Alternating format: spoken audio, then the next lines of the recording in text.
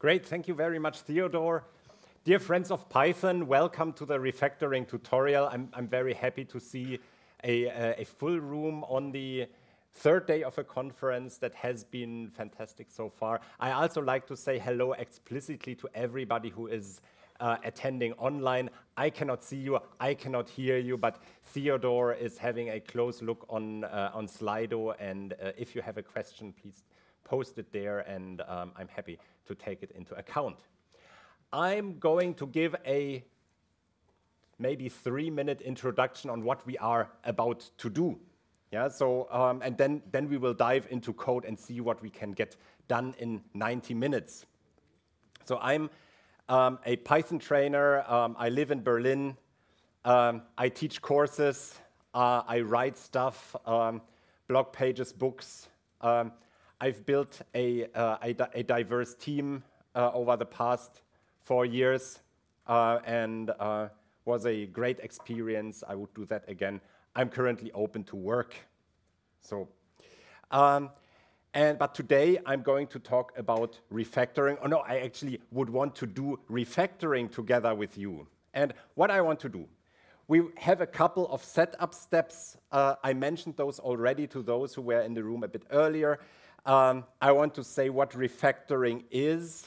Then we look at problems in the code, and then I want to go through a couple of elementary refactoring techniques. Yeah, I don't want to do anything that is like super advanced and complicated, because I believe that there is a lot of value in doing the simple refactorings regularly, repeatedly, and doing them cleanly, and actually knowing what you do.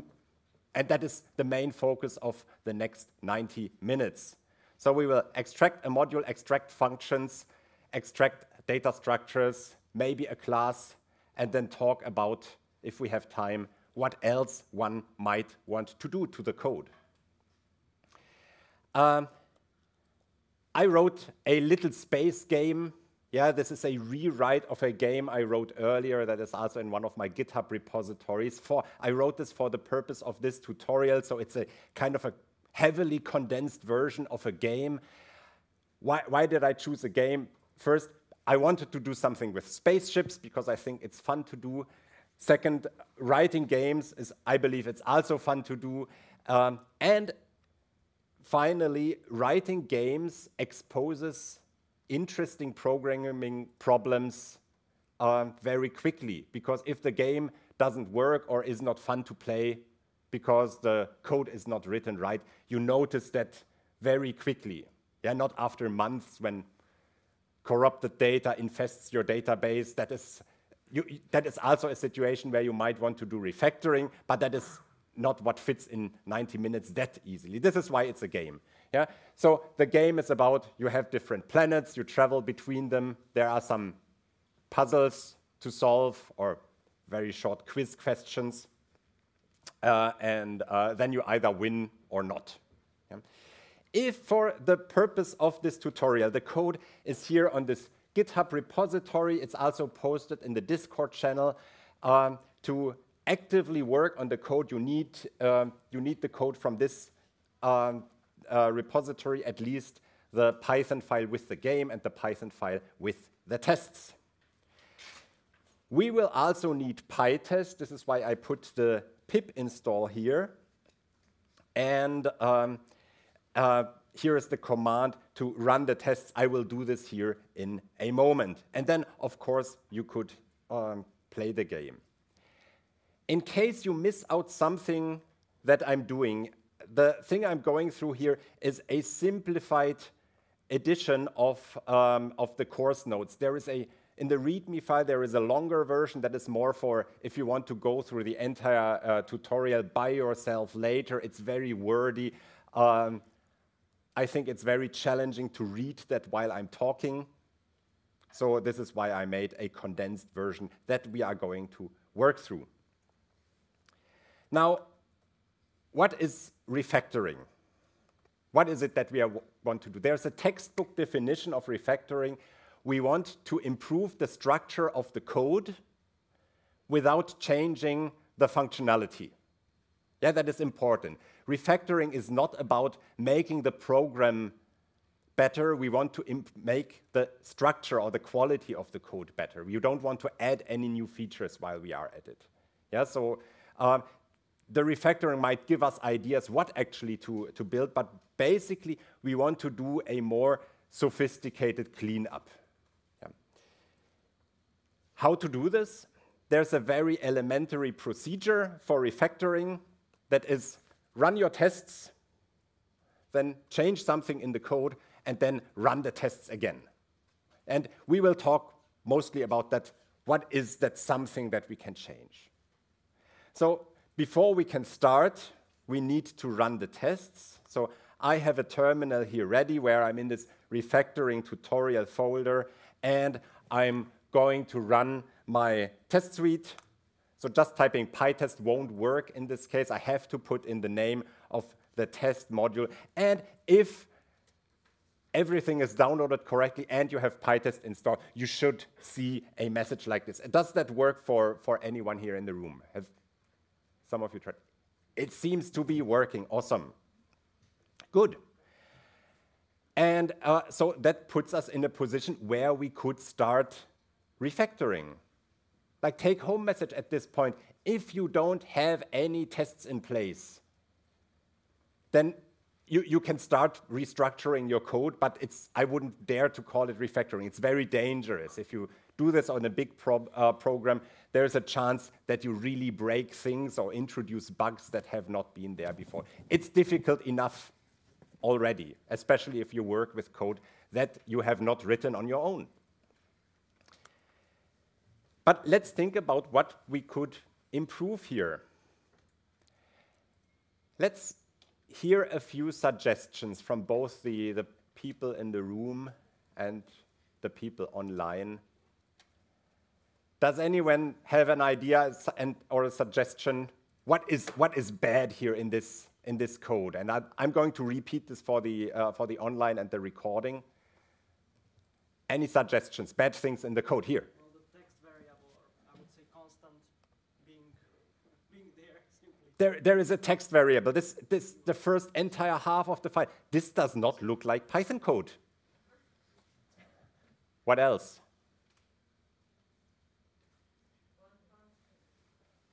Everything is one function. There's just one big function in that program.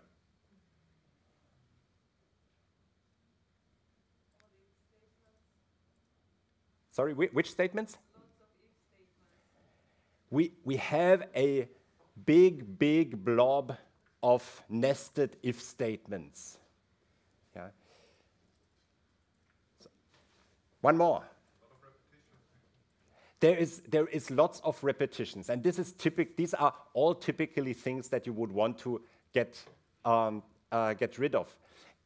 In the Markdown file on the repo, there is a checklist that you can go through that lists the most common things that appear that you might want to pay attention to at this moment.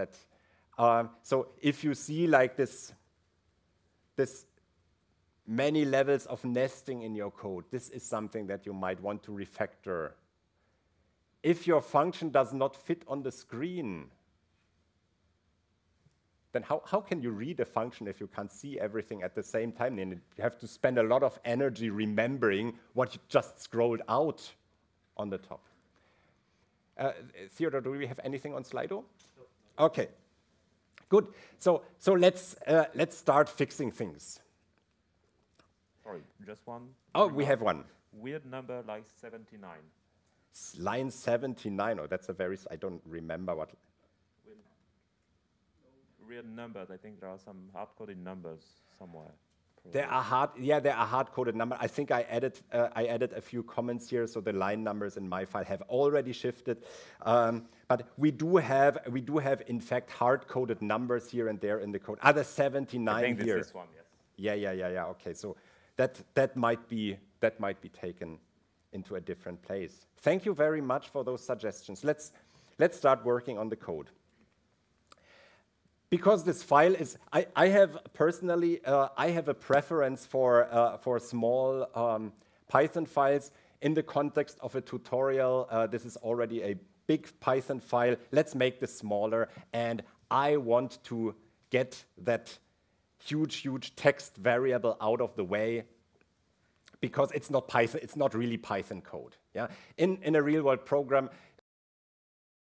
you might want to move, that might also be HTML code or SQL code or something else that is not Python, and this should go elsewhere. We could put that into a database, into a file.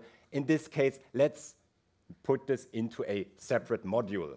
And that is our very simple first refactoring. So I want to take, and you can do this right away, take this entire text variable, make it go away. I'm going to cut this out. Yeah, and where should we put it? Let's make a module out of it.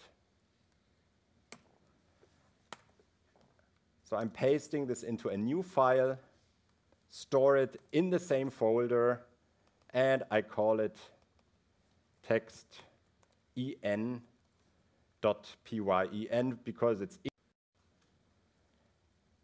already leaving the opportunity that this refactoring just has made it a bit easier if we decide at some point that the game should be available in multiple languages. We could have more than one of that kind. That was kind of very hard to do with, and if everything is there in the same place. Anything else that we should do? Now the sidebar of my editor just turned half yellow.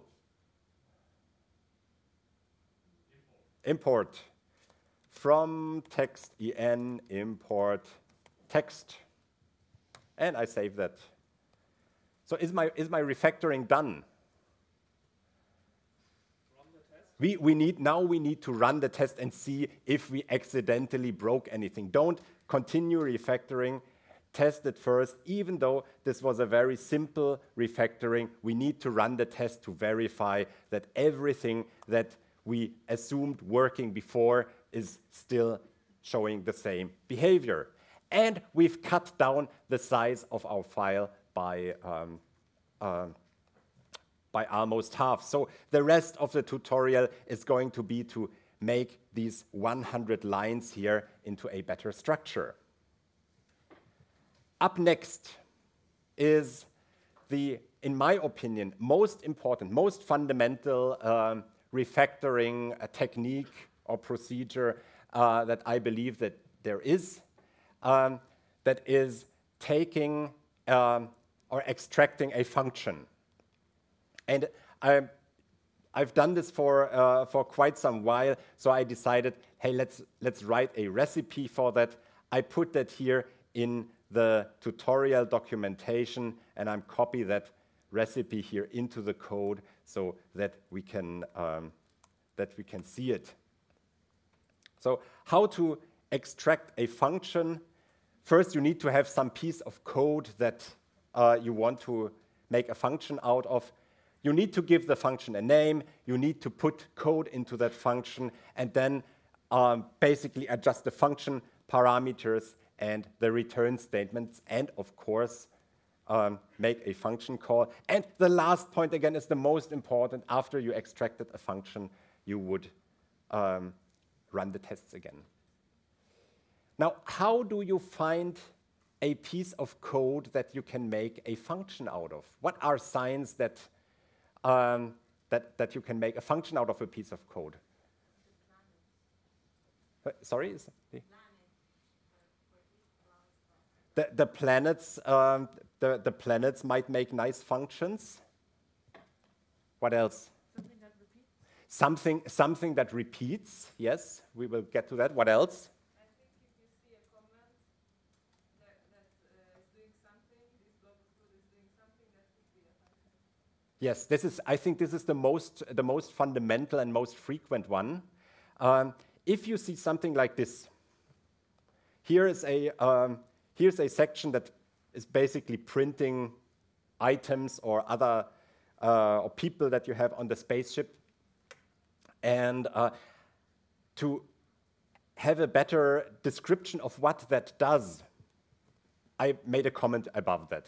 This is a function. It just technically is not one, but I had a function already in my head when I wrote this. So we might make a function out of it. So if you see a paragraph of code that you already see it belongs together, you might make a function out of it. So we can go through that recipe here. In this case, it's easy. Yeah, you can take this comment and directly make it a function. Make a def, and then you take everything that is there before, and this becomes our function. This is not in the right place yet, of course. Yeah. Good. Now comes the challenging part. We need to figure out what arguments the function would have. Like in the most simple case, we are not thinking about any sophisticated stuff like how to restructure things. All I want to get at this point is to make that function work. Yeah. So which variables should we put here into the credits, engines, and everything that occurs in the function and is not created there? These are Booleans, yeah? We might think about that, having lots of Boolean arguments is maybe not the best design, but let's get back to that later. Then, what does this function do? We could write a docstring. I'm going to skip that for now. You might want to check, do we need a return statement? In this function, all this function does is printing, so we don't need a return statement. So I can take this function and move it somewhere else. So let's put it here on top. Okay. And of course, we need to have a function call. So function call is display inventory. And now I need to put in the arguments, of course. And now this already suggests that these three Boolean variables that we used as function variables, that they might need further refactoring, because now I have to look up that I don't mess up the order of the arguments. Yes. But let's see if this is working. Credits, engines, copilot. See here in the setup part of my main function, they appear in a different order. That is already a trap that I set up for other programmers. Yeah. Hint that this is not entirely obvious. But let's see if it's working.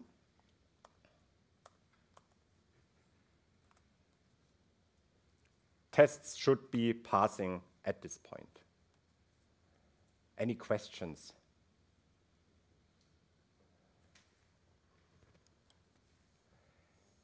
Let's do this again. If you want to, you can try the same with the function that is here at the bottom. Here, the select planet, this is another function. You can try that on your own. Everything after the if statement. You can do that for the part where the planets are being visited, like that entire middle part, take that out.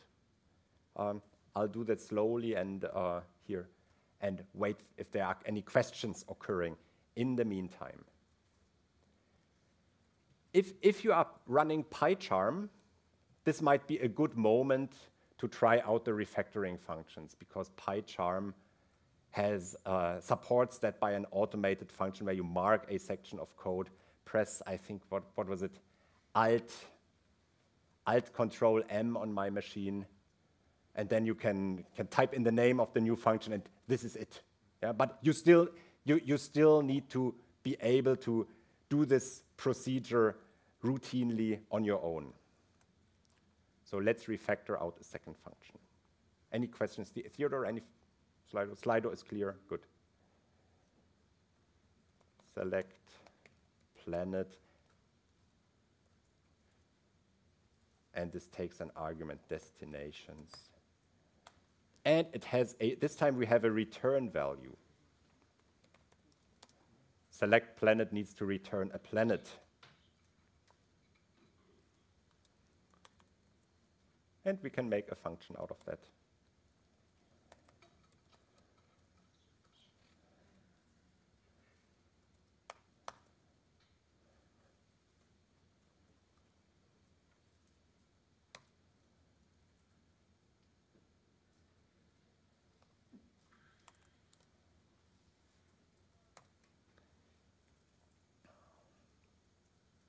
And I need to run the tests. Oh shit. What did I forget? The return, thank you. Return.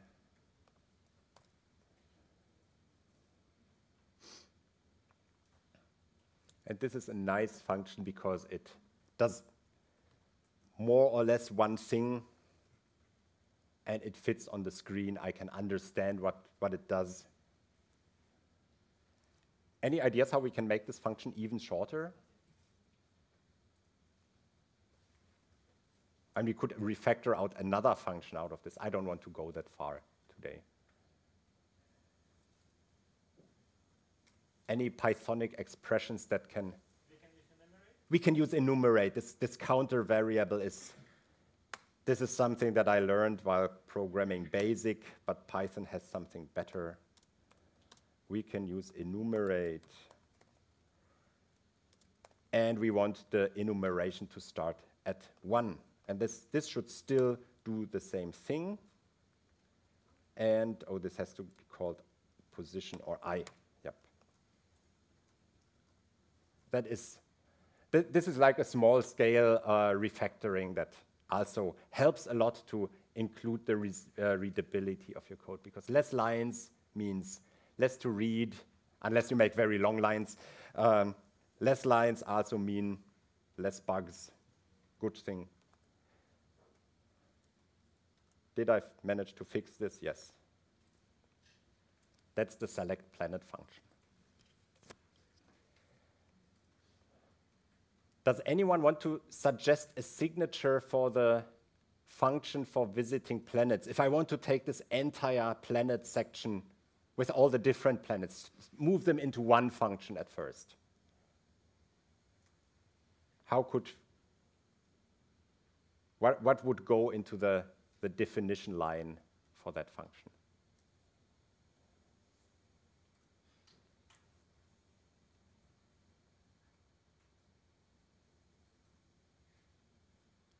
Let's wait for a moment. You have a suggestion?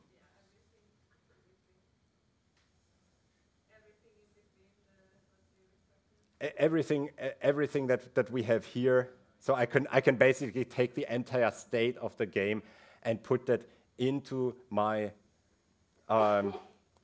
VisitPlanet function, because it really needs to have all the information from the game. I need planet, engines. Oh no, I should stick to the order that I used in the previous function. Otherwise, that would be really bad. Copilot, game, end. I don't know why one would want to visit a planet when the game is already ending, but let's leave that here. Maybe it's important after all. And then we visit a planet. And what's very convenient in Python that I can most of the time, unless I start using type annotations, I can copy all these elements here into the function call. Then let's make this a doc string.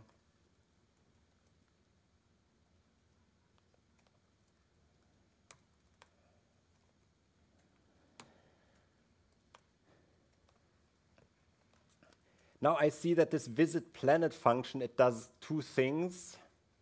Oh, question in the back.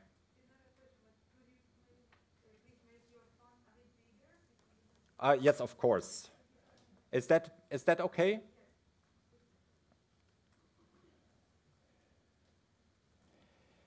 So this VisitPlanet function is doing two things. It's basically calculating where, what are the next planets or star systems that the player can go to. So it's creating these destinations, and then it's asking puzzle questions. And these puzzle questions, they might modify the state of the game. Yeah, so somewhere here and there inside the game, you would see that here we buy an engine, engines get set to true. What does that mean? Of course, it means that we need to return the state after the function finishes. So that means that we get a couple of return values this time. So what we are going to see that you pay a heavy price for refactoring this function because it's returning a lot of things.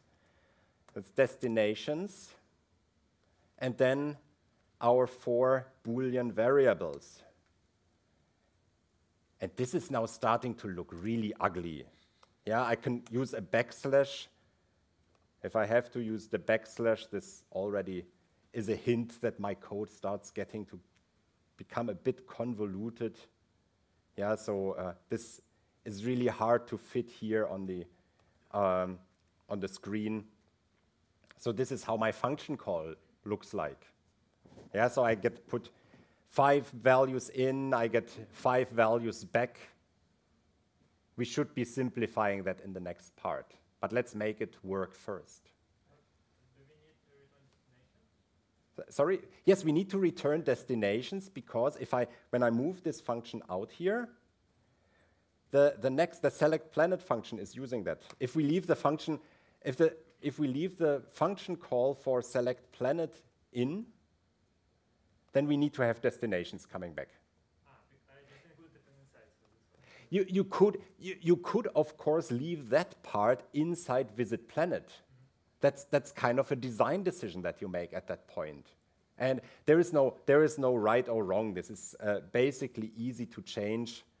I'll stick to this version because this is what I wrote in the tutorial documentation that you, in case you want to go through this again later. Then I need to unindent this by 1 level. So I have arguments, I have a function call, I have return values. And what we see, big benefit, my travel function almost fits on the screen. Yeah, it's we are almost there. I could trick around, but it's basically the only reason why it's not fitting on the screen is because of the font size. Do we have a question? No, good. So, but does it work? Oh no, it's failing. It says you are on Earth. Beautiful is better than ugly, and then you get stopped. Then the program gets stuck. Yeah, and it throws some kind of error message. When calling the VisitPlanet function, gets a non-type returned. Did I forget the return statement? I think I did. Yeah, now we have an interesting situation here. Yes, so I of course need a main return, and for that I can copy this thing here from my function call because I did not change any of the variable names. Yeah, if I put that return statement here so that the return is not empty, this should work on Earth. But it fails. It fails on the black hole. Yeah. So now the tests are still failing, but they fail in a different place because there is a blank return here. Yeah. And that is a situation where you sometimes, when you do extract functions, you need to modify them a little bit. Yeah. This is a comparatively simple situation where it's enough to. I think it would be enough to set the game end Boolean here. But sometimes you need to do stuff like introducing new variables that reflect what is happening here. So, so you might need to sometimes you might need to do something like crunched by black hole equals true. We don't need to introduce a new variable here because we already have a variable that does something like that. It's right here, it's the game end variable, and we can use that instead.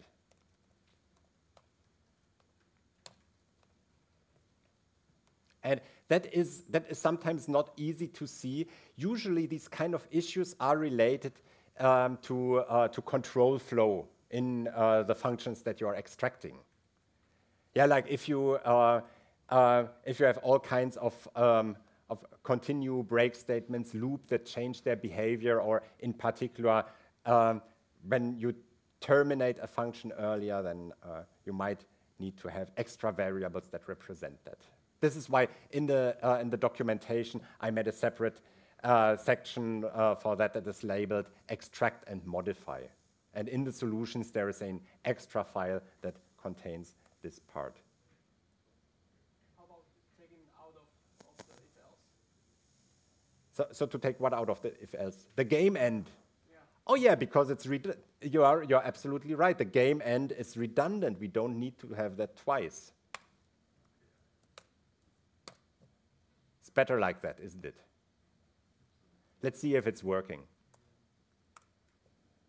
Today is my lucky day. Good. So summarizing, we managed to condense our travel function from 100 lines to something like 15. Yeah, and that makes it a bit easier to understand what our program is doing. So basically, our program is running through an event loop based on user input, visits planet after planet, and at some point the game finishes. Yes, so we have kind of separated some of our game logic here. And another nice benefit of that refactoring that we already did is that the new structure of our travel function exposes problems that have been in our code before, but they were hard to see. I think this is one of the strongest things about refactoring is that it makes weak parts of your code easy to see. And the weak part here is, of course, the booleans.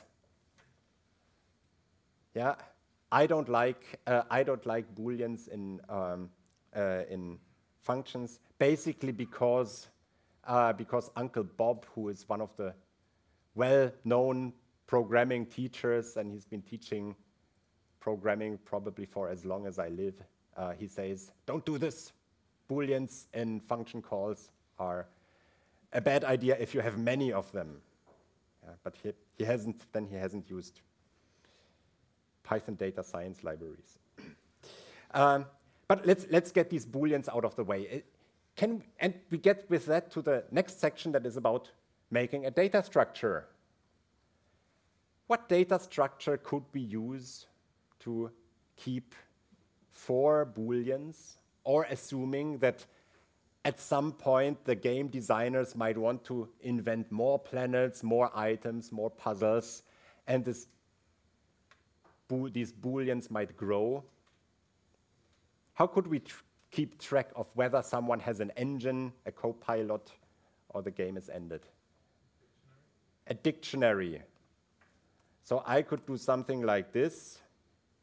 I'll call this flags, because I was tempted to call this item, but the co-pilot is not an item.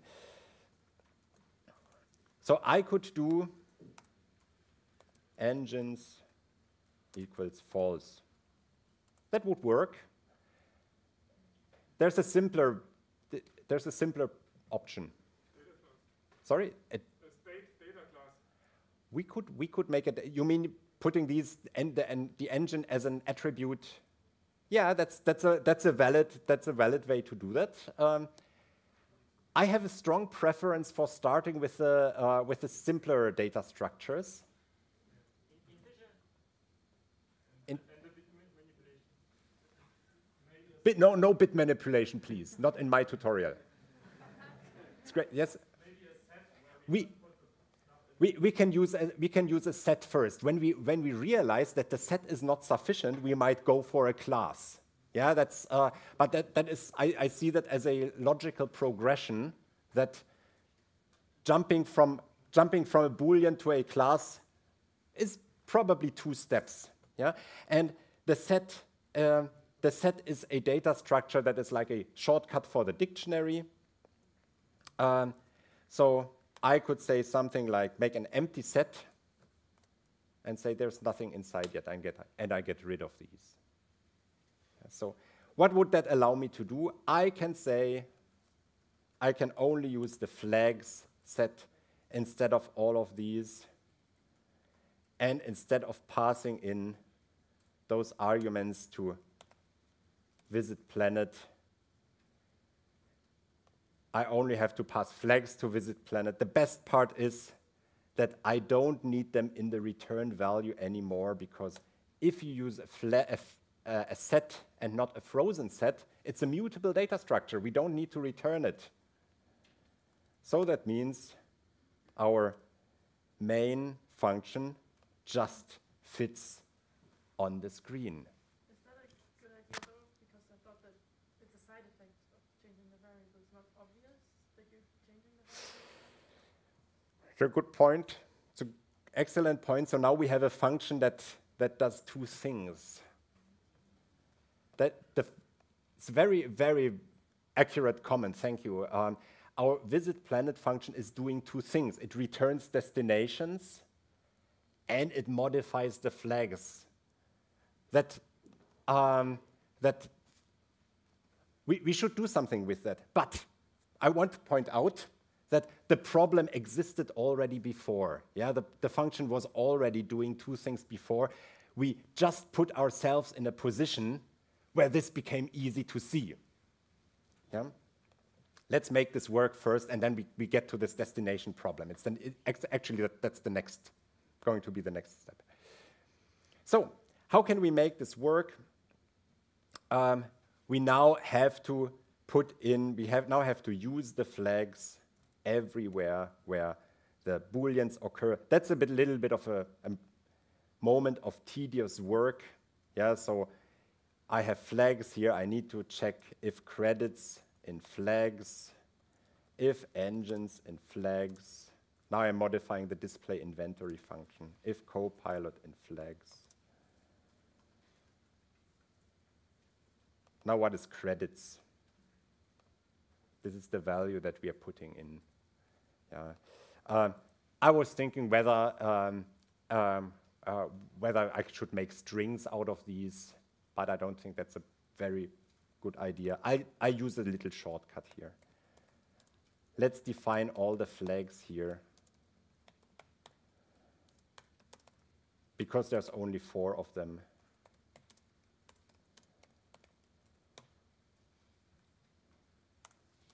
If you want to make this really, really properly,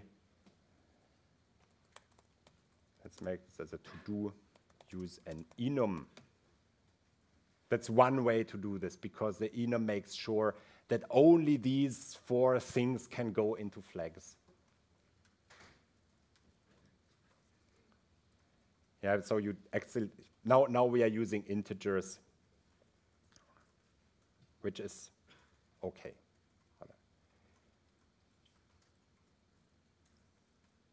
Question? No. Yeah, there's a question. Yes. So it's about if we are going to discuss how to maintain downward compatibility in this tutorial. Oh, if we have to maintain downward compatibility, yeah, I have a. No, I'm not discussing too much about that. The downward, you need to think about what you want to keep downwards compatible. That has a lot to do with how you write the tests. In this case, I wrote all my tests against the travel function.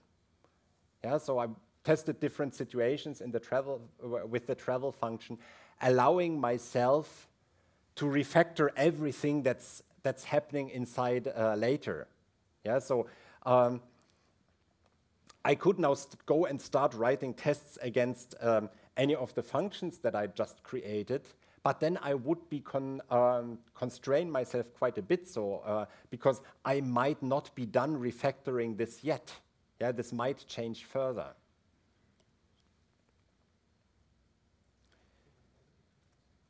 Good.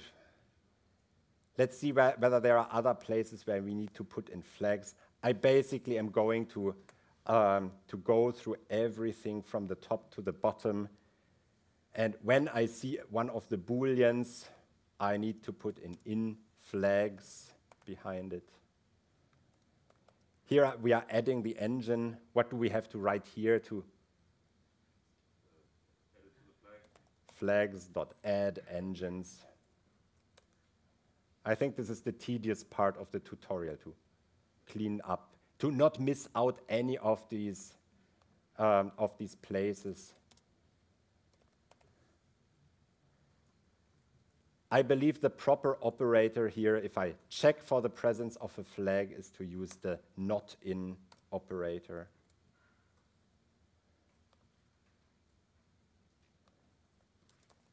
In flags. Then I fix the serious planet flags.add credits. I fix the Orion planet where you get the copilot, not in flags. Flags.add copilot.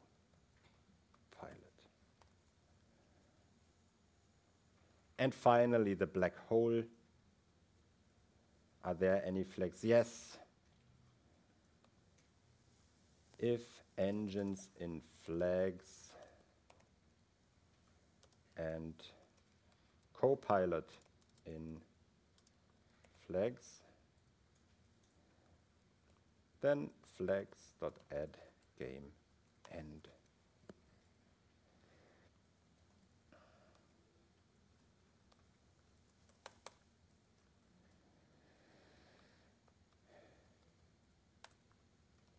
I add a comment that that I want to fix this side effect. Move side effect.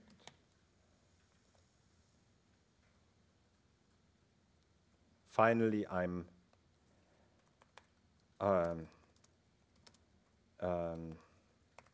adding the while condition, editing the while condition, and this if.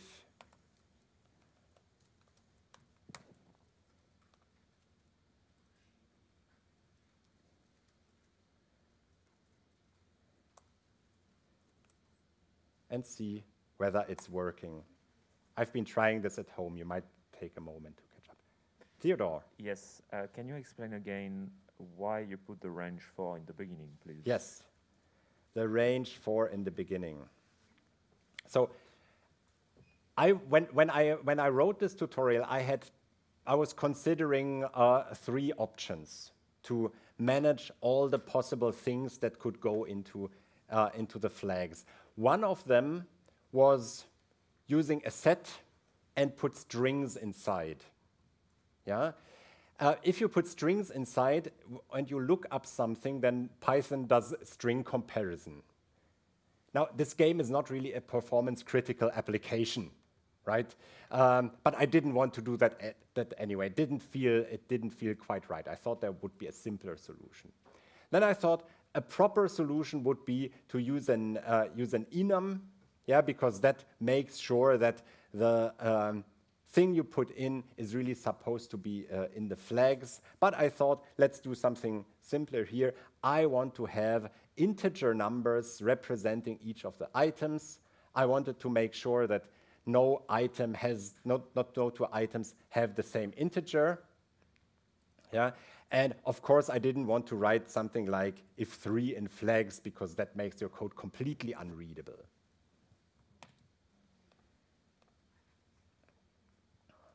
So I basically wanted to write credits here instead of quote credits quote. I think that was the main motivation. Other question, thank you. Is there a rule of thumb on what is considered one thing? a function does before we split it in separate functions. Yeah, Things can get big. Dot, dot, dot. I can quote. I have a personal opinion. I have an opinion by that was carried to me through that from Uncle Bob. Uncle Bob says that a function should do exactly one thing, and then he was musing about what does it mean that a function makes one thing. That is when you cannot make two functions out of it. Yeah? That is, someone commented here to me on this conference that this is rather an extreme point of view, and I think this is what Uncle Bob is known for.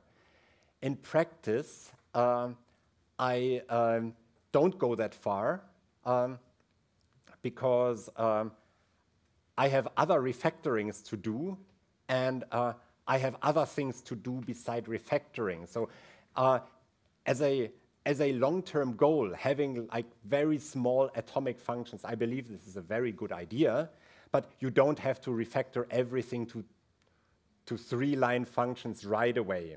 Yeah, so what I'm usually happy with is when my functions fit on the screen, like even with a font size like this one here, and I can see what they do quickly without being familiar with the code. That means some other programmer should be able to work with the function. That means things that get on the way is like massive use of dunder functions. Lots of list comprehensions in a function means that your function does many things. If you have a very long list of arguments or return values, I think anything of five and bigger starts feeling painful for me. Yeah, I hope that answers the question.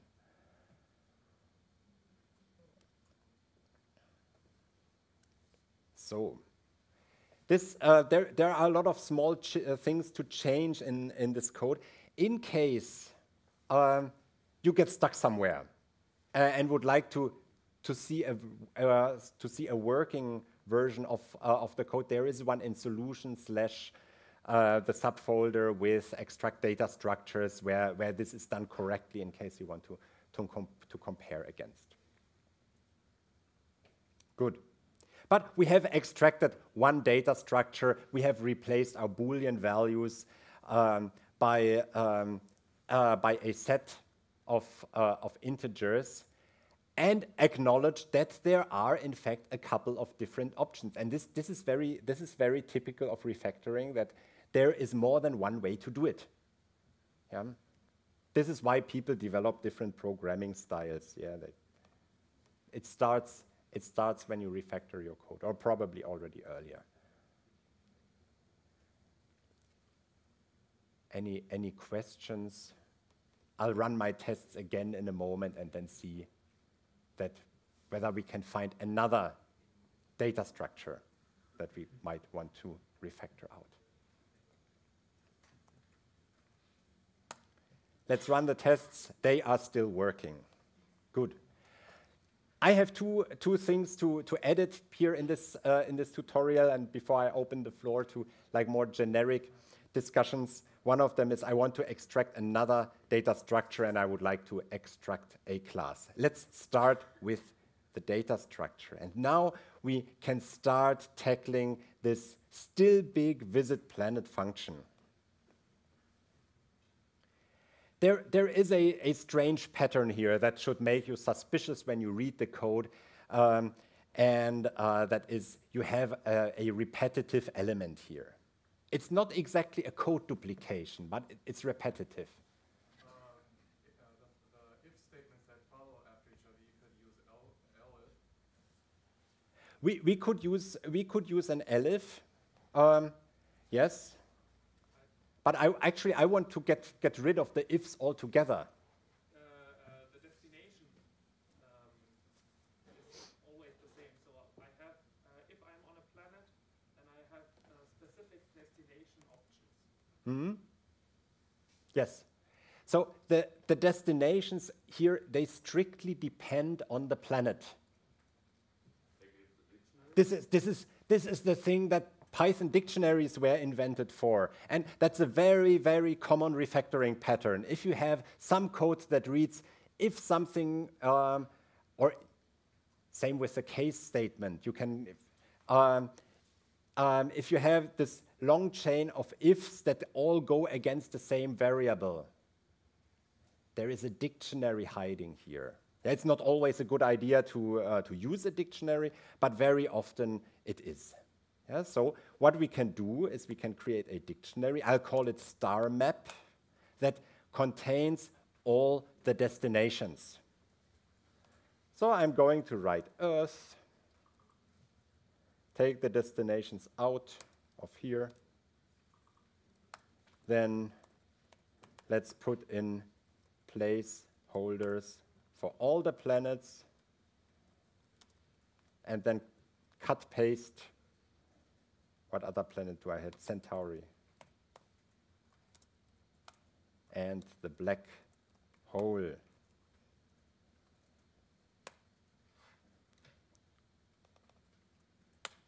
And this makes the destinations disappear here from VisitPlanet.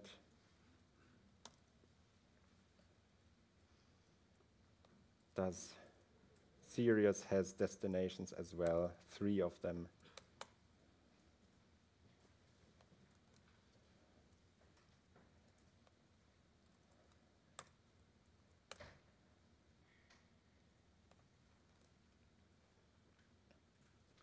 And the black hole had 1 as well.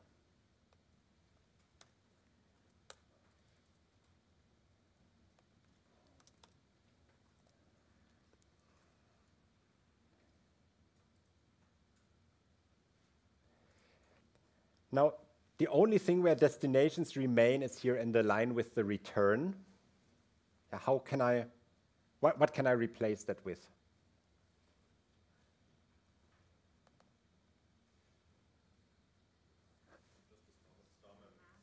StarMap. And as a key, I use the planet. That's it. Now, the function is still doing 2 different things. Yeah, but one of the things is doing all the puzzle stuff here, and the other thing is in the very last line using the StarMap. Yeah, we've almost separated these 2 things here and could now split the function into 2.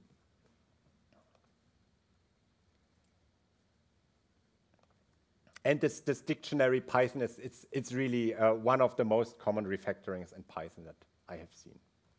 And this looks good. Now it's really easy to add another planet to your map of the universe, because all you need to do is add it here and then maybe add a description. Anything, but the ifs are still there. Yeah. One thing that you might want to do, especially if you happen to use PyCharm, you could take these entire sections with the puzzles out. Yeah, I'll do one of them for now, because we are going to see then what I want to get at. I do the engine puzzle here. It takes the flags that is happening on Centauri. Take that out, move it to a different place, just so that the VisitPlanet function becomes a bit shorter. We can move that code out of the way as well, including the initial if that checks for the flags. And if we now look at VisitPlanet, hey, we moved out the destinations, but it still looks kind of repetitive. What should we do with it? What is there that we can do? Yeah, so the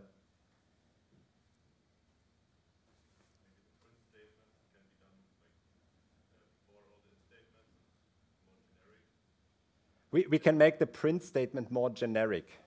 Yes. How can we make the print statement more generic? And the key here is derived from the planet name. We could do something like p equals planet.upper plus. This looks a bit hacky, but it works. And we can have a generic print for the planet description.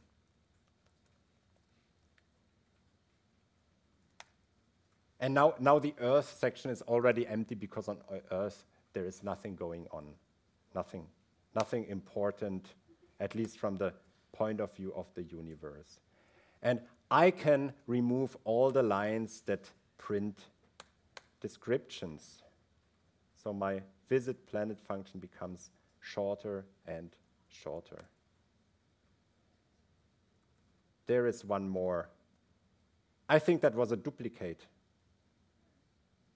The Orion description was printed twice, so the code is condensing further. The black hole had a description as well. And it got shorter. I need to run my tests. I haven't done this in a while. Can you explain maybe what does it do in the 63 line, this description hack? The description hack. So we have this, this huge dictionary that contains all the text elements. And they are accessed by a generic descriptor. And the description of the planets there always consists of the name of the planet in uppercase plus underscore description. Yeah, so I'm generating that from the planet to look it up directly.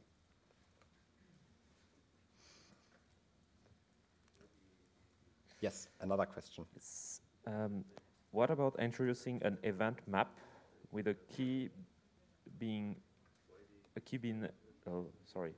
a key being each planet and the value of function to each planet logic? That's a fantastic suggestion. Thank you to the person suggesting that on Slack. So the suggestion is we might have a data structure. The word event map is used. And let's say I want to represent that there is this puzzle function on Centauri. I might represent that here in my event map and use, say, there is the engine puzzle here. Yeah, note that I'm not calling the function here. Yeah, so I'm putting functions in a dictionary. That is something, that is a huge shortcut that is possible in Python, that is not possible in Java that way. In Java, you would have to write a couple of classes to make this possible. In C, you could use some pointer operation. Maybe they have some modern things how this can be implemented. In Python, you can put your functions in a dictionary. This is a great pattern, by the way. How can I use this? I can say here, if planet in event map, I take event map planet. This is a function, and that uses the flags, and that is going to do the same thing as these two lines. And we get our if for Centauri out of the way. So we've converted this if logic into one more program element of data structure, actually. Yes, the guy in the back? Can you speak up a bit?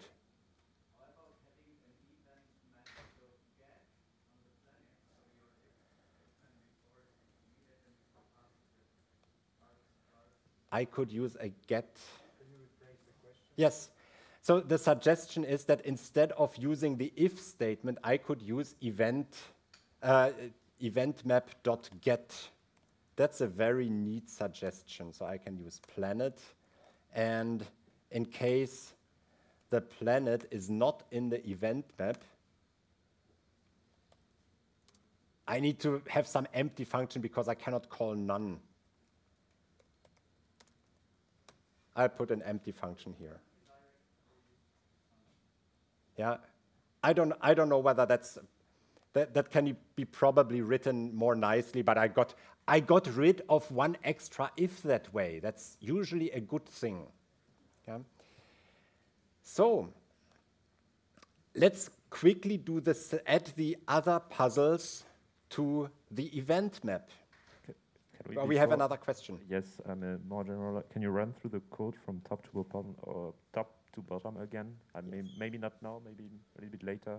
Yes, yes, I can. I'll start here at the moment. We have that StarMap that contains all the destinations for each planet. Then we start creating another dictionary where we want to have every planet that has a puzzle. So on Sirius, there is a quiz.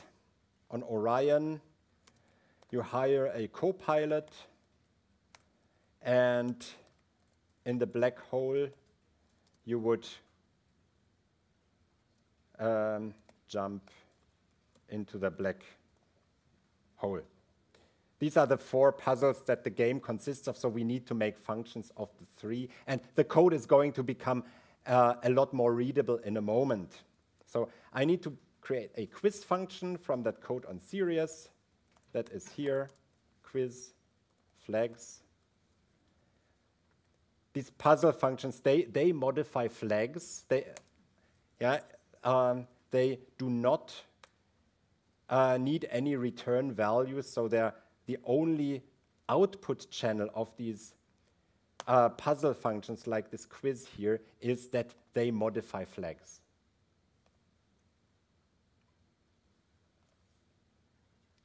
I'll do the same for the black hole function. But how did I call it? Jump into. That also takes flags.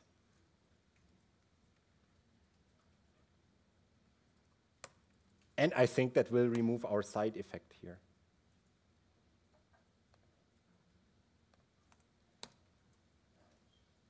And I think there is one more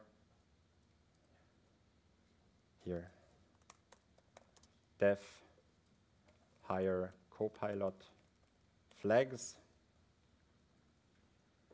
These small functions, I still don't like very much this nested if-else structure that is here in the function. And I was thinking really hard about it while writing the game for this tutorial. I think I had 2 more puzzles initially. And getting that somehow generalized was really, really hard. And in the end, I decided not to do anything with it. But by putting these into these small functions, we have at least contained that part of complex logic. There's one specific place in our program that is responsible for it, and it's cleanly labeled. So we can live with that for now. So we now have, from top to the bottom, we create our possible flags. We have a display inventory function. We have a select planet function. Then we have 1, 2, 3, 4 puzzle functions that all return nothing and all have flags as an argument. So they have the same signature because we want to use them as part of the event map data structure. Then we define the map of the planets. And then we define the event map. And hey, where did our VisitPlanet function go? It's gone almost. Yeah? We delegated all the parts that happen here to different parts of the program. So all VisitPlanet does now is it prints the description, runs a puzzle if there is one, and then returns the next destinations. Yeah, that's it. We've managed to get rid of, or no, we've portionized the chaos. Yeah. And travel is also rather short.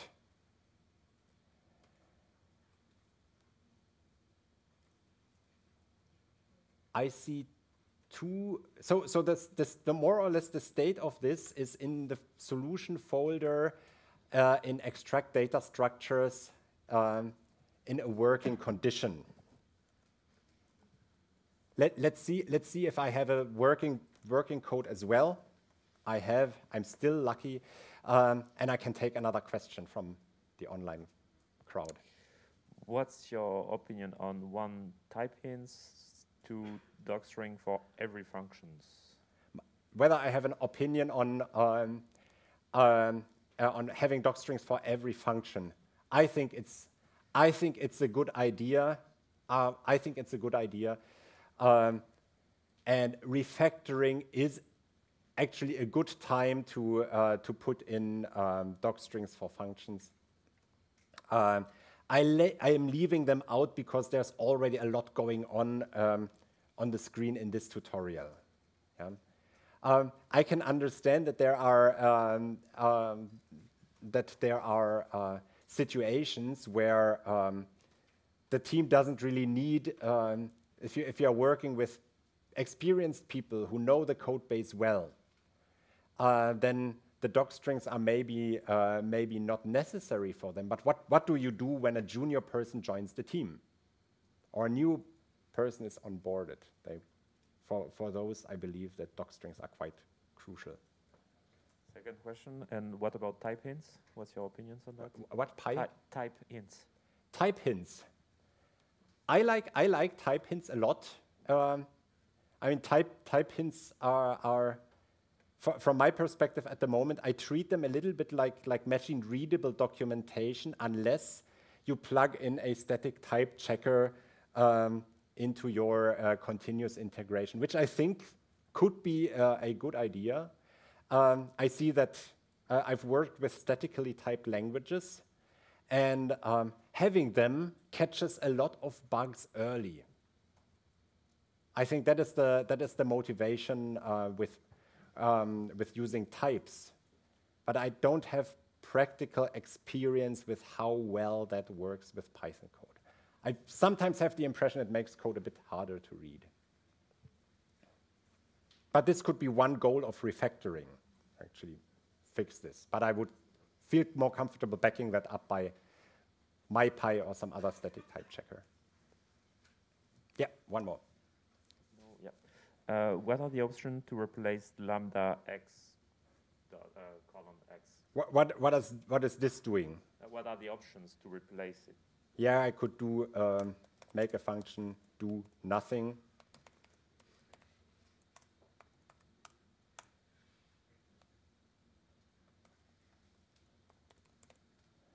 That's the other option. I think this is easier to read. Thank you for the question. Now we have some time left. Let's take a look at another design weakness. Now look at this, what we created. The StarMap idea was awesome, and it made our code simpler. The event map idea was awesome, also made our code simpler and easier to read and easier to change. But now we have two dictionaries that look the same. We could have done the same with the descriptions. Then we would have three dictionaries that look the same. What is there hiding when that happens in your code? We could make a nested dictionary out of it. Yeah, so we could make a nested dictionary out of it. Now that's the time where we could introduce a class. Yeah, and let's do that. See how it looks like. When you see that and see, hey, I'm going to have more planets, you can think about making a planet class. Let's make a planet class. What attributes does the planet class have?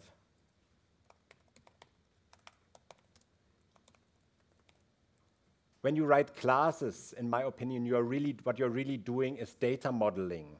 Yeah, so you think of your attributes first.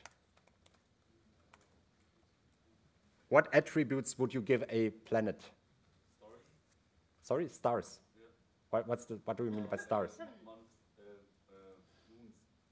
Sorry. Moons. We don't have any moons in the game yet. Name. Let's start with a name. I mean, you could introduce that, add a nice element to the game. So, but starting from the stuff that we have here. So we have a name. What else?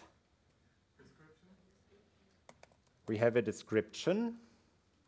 For the description, I don't have to put in the description as an input parameter because I can use this.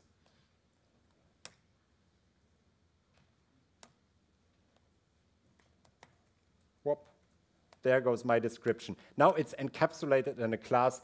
If I want to have something more intelligent here later, I can change that. Yes? Sorry, again? Replace the planet with? In the text. Oh, yeah, so sure. Thank you. I would like to have 2 more attributes here. Yes, destinations. And they would go here, up here. And the puzzle. Seeing that it could happen that there is no puzzle. So puzzle equals puzzle. Good. So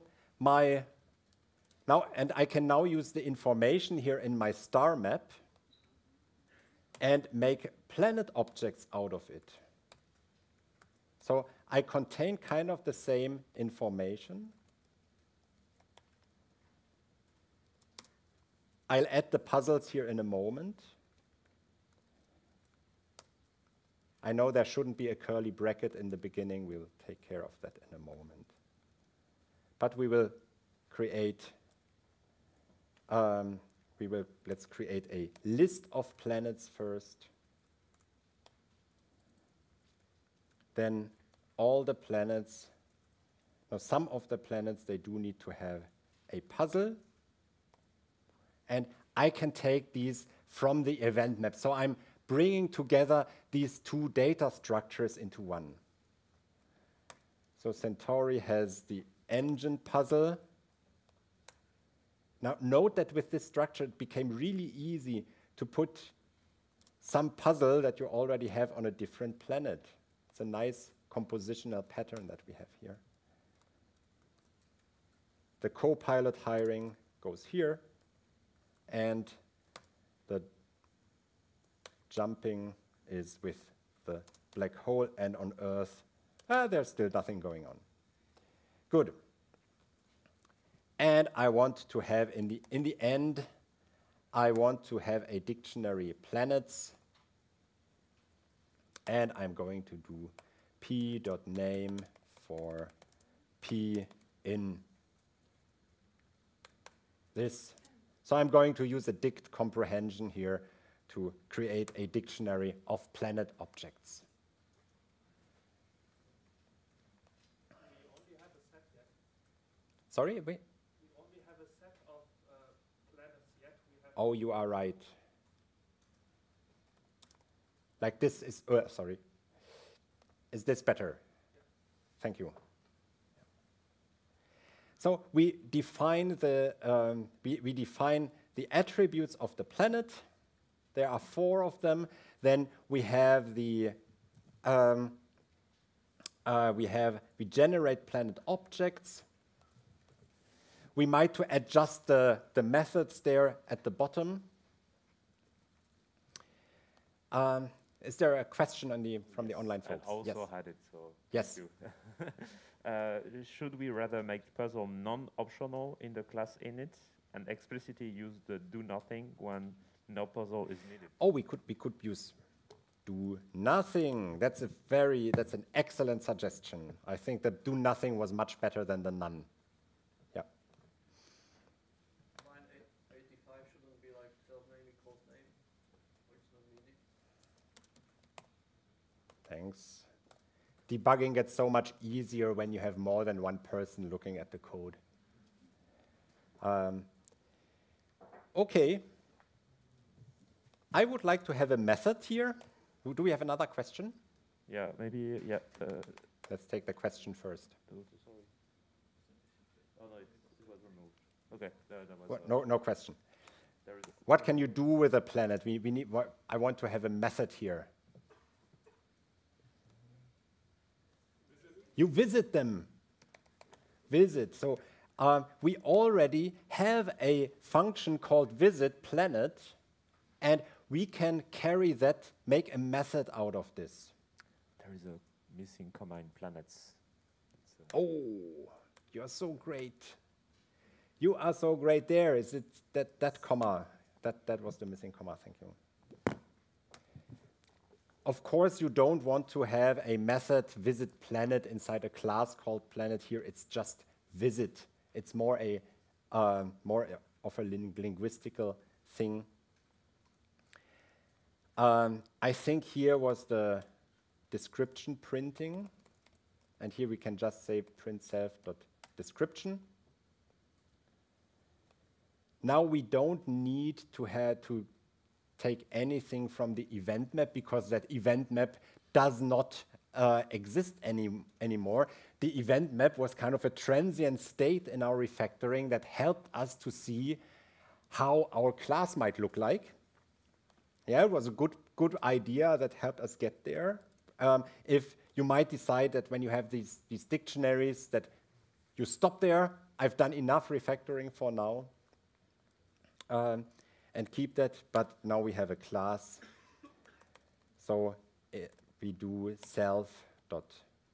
we call self.puzzle. This again became very simple, and we return self.desti. I don't think we need to return that. We can use planet.destinations where that function is called. And so now we went down from 100 lines to 2. So let's see how this code would be used. We need to change the travel functions. So first thing, what would we need to change here?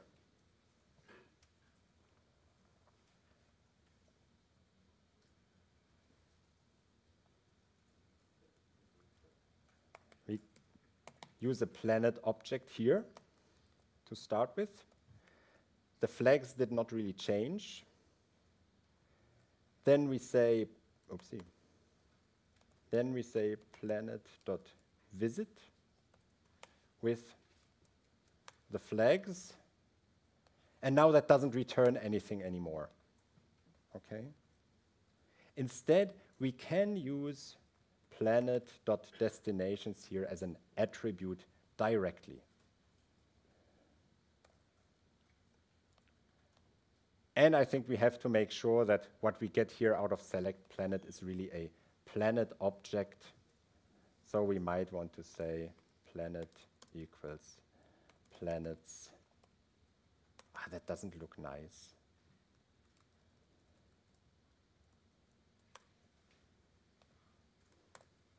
Maybe like this.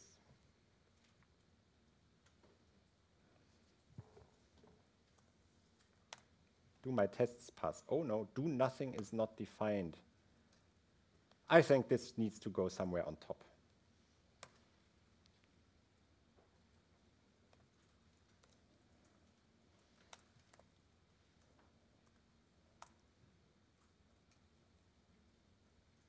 Planet is not defined. I think there's You're missing your S. Yeah. Planets.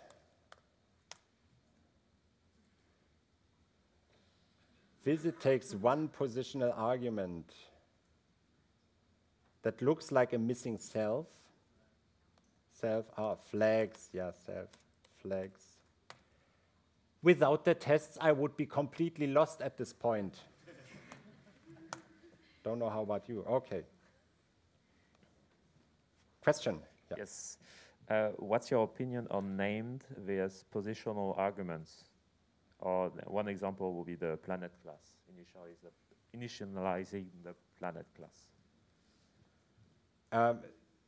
Sorry again, I didn't get the first part of the question. What is your opinion on named vs positional arguments? Keyword or names versus traditional arguments.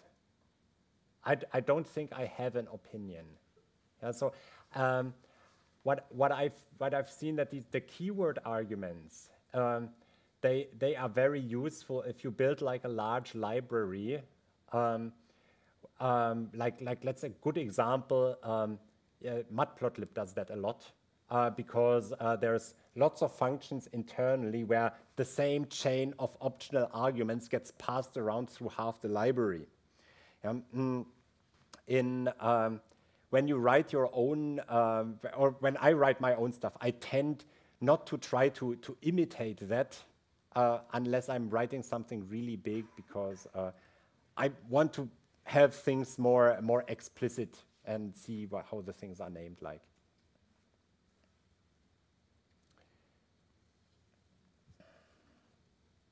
Good.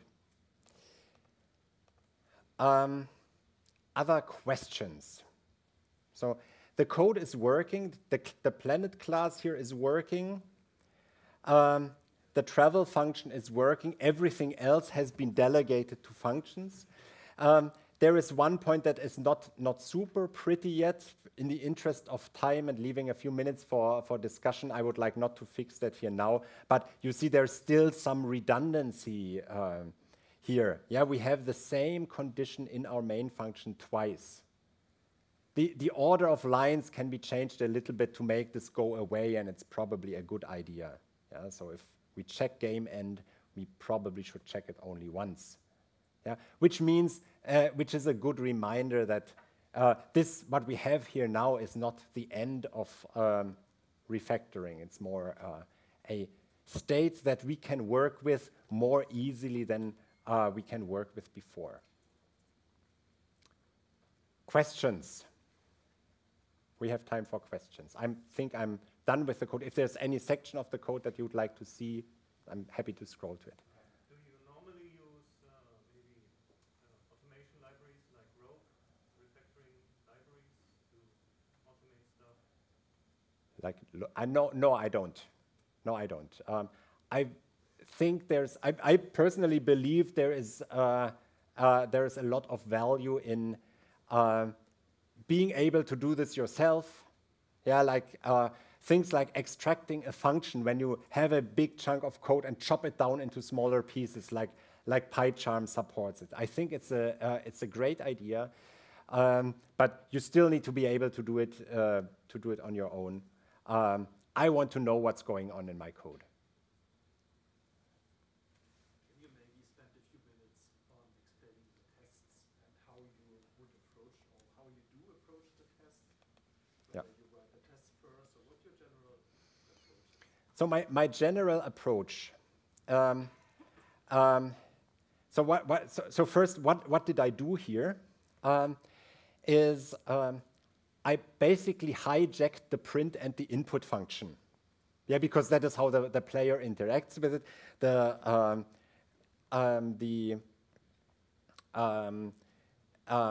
And the test needs to be able to type stuff in and see what's in the prints. That is what is done here. PyTest provides very, very nice shortcuts for both. Yeah, that's this monkey patch fixture and the capsys fixture that we see here. So I had to look this up in the PyTest documentation, but once I found it, it was super easy to do. Your other part of the question, the order in which I proceed. I wrote a prototype first to figure out how the whole thing looks like. So I got a basic version of the game running. Then I wrote the test, and then I changed a lot of things in the game for over a couple of days. The tests more or less stayed the same. So order prototype, writing tests, then changing stuff. And I think the only thing that I changed in the test file was the test data here, where there is the actual solution to the game. Or this is the point where you finish in the black hole and don't get out. This is the version where you get out. And these are keywords that should appear in the output. So it's not exhaustive testing. You don't need to test everything possible. It's more like a scaffolding that helps you to walk around the construction site. Yes? Do you add tests when you refactor? That's a great time to do that, yes. When, for instance, the test that the death by black hole test, this was added during my own refactoring, when I did a trial run of this whole thing. Yes, because what happens quite frequently is that the refactoring might actually uncover bugs or weaknesses of your code that you did not see before. Theodore. Question from the Slido. Where is the text bracket coming from?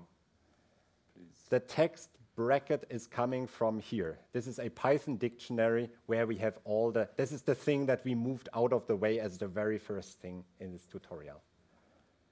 And having that in a separate module, this would make it very easy to have, this could be a JSON file.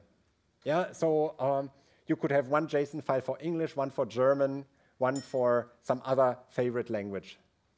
Next question. Can you spend a minute explaining the principles you applied in solution number 7? Oh, wow. Yeah, I can.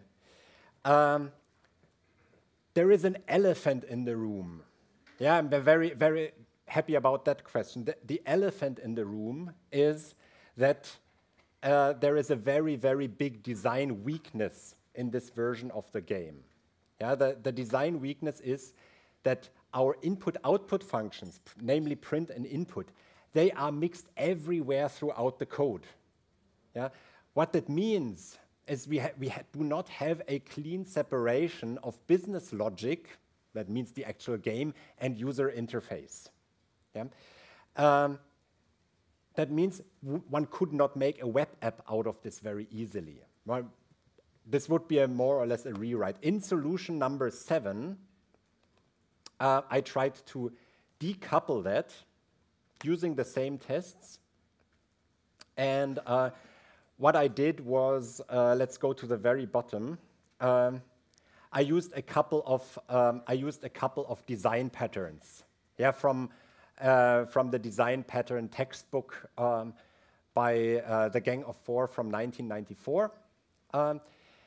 These design patterns are very, very useful when you build more complex object-oriented architectures. The book itself is not. I recommend the more modern O'Reilly Head-First Design Patterns, which is a great book if you want to learn about how to compose classes. So the whole purpose of this was to have one thing for print and input. So there are two functions here. I think this is the only print in the program. Or maybe not the only print, maybe there's two of them. Yeah? But the print is isolated from the rest, and the input is isolated from the rest. And everything else that you find here in the file is to make that possible.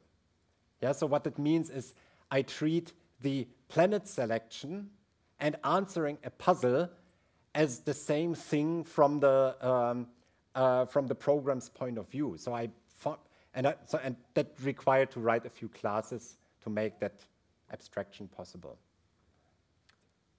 I think we are running out of time. So thank you very much, Kristian. I think we got one last question from the audience to scroll through everything, but I suspect that you have the solution.